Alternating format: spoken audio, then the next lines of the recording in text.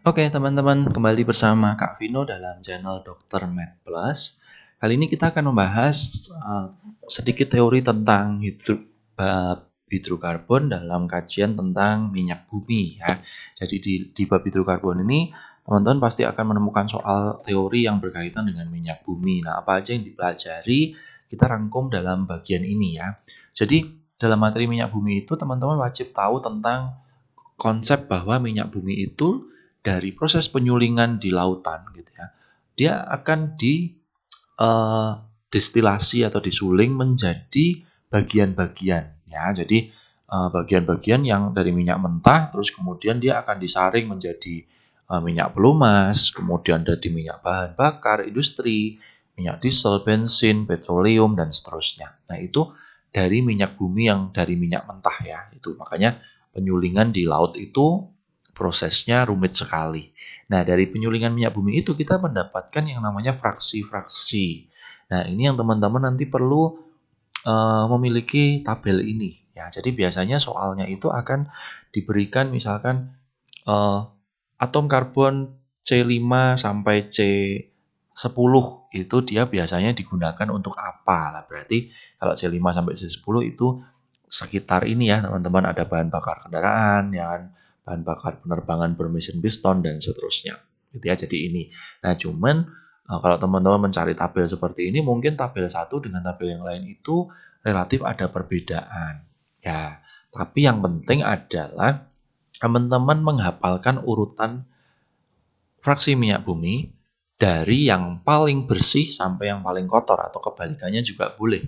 Jadi paling bersih itu adalah gas ya, biasanya gas, bisa gas metana, gas etana, lalu kemudian petroleum ether, kemudian fraksi bensin ya, nafta, kerosin, sampai yang terakhir itu residu yang biasanya kita gunakan untuk aspal, yaitu yang paling kotor, yaitu teman-teman perlu menghafalkan bagian itu. Nah, kemudian khusus untuk bahan bakar, kita kan mengenal ada yang namanya nilai oktan. Ya, teman-teman. Jadi teman-teman mesti tahu lah ya, ada premium, ada pertamax. Mungkin di sini nggak ada pertalite ya sayangnya ya. Tapi di situ itu kalau teman-teman di pom bensin itu ada tulisan misalkan pertamax 92. Nah, mungkin teman-teman selama ini ada yang sudah tahu, ada yang belum tahu gitu ya. Itu artinya apa sih? Ini yang kita sebut dengan nilai oktan ya. Dan nilai oktan itu sebenarnya menyatakan kandungan zat dalam bahan bakar ya.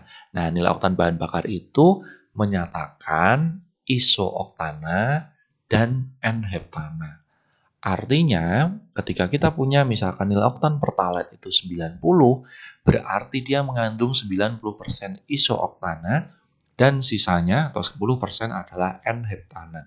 Nah, makin besar nilai oktan, kualitas bahan bakar pastinya makin baik ya, seperti itu. Jadi makin besar isooktananya, pasti bahan bakarnya makin baik ya, seperti itu. Ini adalah kandungan nilai oktan dari bahan bakar. Nah, tapi kita juga punya cara bagaimana untuk supaya nilai oktan itu bisa ditingkatkan. Nah, ada 3 cara yang biasa dilakukan. Yang pertama adalah dengan menambah etanol. Ya, misalkan premium memiliki nilai oktan 88, apabila ditambahkan dengan etanol maka nilai oktannya bisa menjadi 91. Makanya teman-teman mungkin pernah melihat yang namanya alat penghemat BBM seperti itu. Nah, itu prinsipnya dengan penambahan etanol.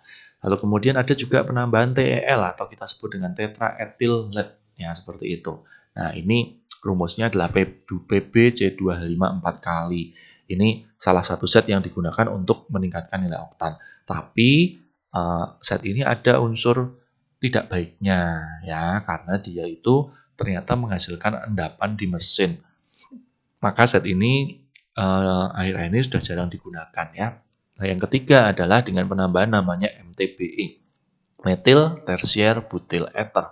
Ya, ini prinsipnya adalah hampir sama dengan etanol, tapi dia lebih baik dibandingkan dengan TEL ya. Jadi ada 3 zat yang digunakan untuk meningkatkan nilai oktan bahan bakar. Nah, lalu kita juga perlu waspada terhadap zat-zat yang ternyata terjadi polutan atau menyebabkan polusi ya akibat bahan bakar itu sendiri gitu ya. Nah, ada beberapa zat yang kita tahu bahwa ini jelas menjadi polusi bagi kita ya. Misalkan karbon dioksida. Karbon dioksida itu mengakibatkan efek rumah kaca, global warming ya seperti itu. Kemudian karbon monoksida ini dapat mengikat hemoglobin dalam darah. Ini bahaya sekali, bisa mengakibatkan keracunan ya. Kemudian oksida belerang ya, SO2 atau SO3 itu dia juga mengganggu sistem pernapasan. Padahal oksida belerang ini sekarang sering terjadi pada saat hujan seperti itu. Kemudian oksida nitrogen NO dan NO2 ini biasanya dia bisa mengakibatkan iritasi mata atau tanaman layu ya, dan juga partikel timbal. Ini juga cukup berbahaya karena dia bisa mengakibatkan pengendapan dan akhirnya mengakibatkan keracunan ya, seperti itu. Nah, ini teman-teman perlu tahu zat-zat apa saja yang menyebabkan polusi akibat pembakaran bahan bakar sehingga kita juga bisa mewaspadai dan juga tetap bisa menghemat bahan bakar ya. Itu saja pembahasan tentang minyak bumi di bagian bab hidrokarbon ini, mudah-mudahan bisa menjadi acuan yang baik untuk pembelajaran kita semua ya. Terima kasih teman-teman sudah menonton, sampai jumpa di video selanjutnya.